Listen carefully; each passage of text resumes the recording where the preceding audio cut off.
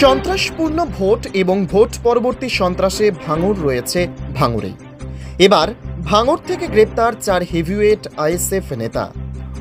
জেগে জেগে ভোট পরবর্তী হিংসার মতো ভাঙড় নেই পিছিয়ে ভোট পরবর্তী হিংসায় ভাঙড়ে গ্রেপ্তার 4 হেভিওয়েট আইএসএফ নেতা।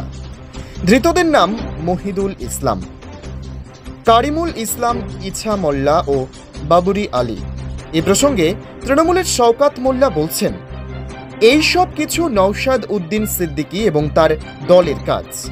তাদেরকে জিজ্ঞেস করলে আরও কোথায় একাধিক আগ্নেয়াস্ত্র রয়েছে তা জানা যাবে। সমস্ত ঘটনার জন্য দায়ী এই নওশাদ সিদ্দিকী এবং তার সমাজ বিরোধীরা। ওইদুল, রাইনুর, কারিমুল অলরেডি অ্যারেস্ট হয়েছে। রাইনুর অ্যারেস্ট হয়নি, ওইদুল, কারিমুল অলরেডি অ্যারেস্ট হয়েছে। আমি পুলিশ প্রশাসন অনুরোধ করবো, এদের ইন্টারোগেশন করলে আরও অনেক বোমা, অনেক অস্ত্র মানে যে কোথায় মজুদ রেখেছে তার সমস্ত হদিশ পাওয়া যাবে।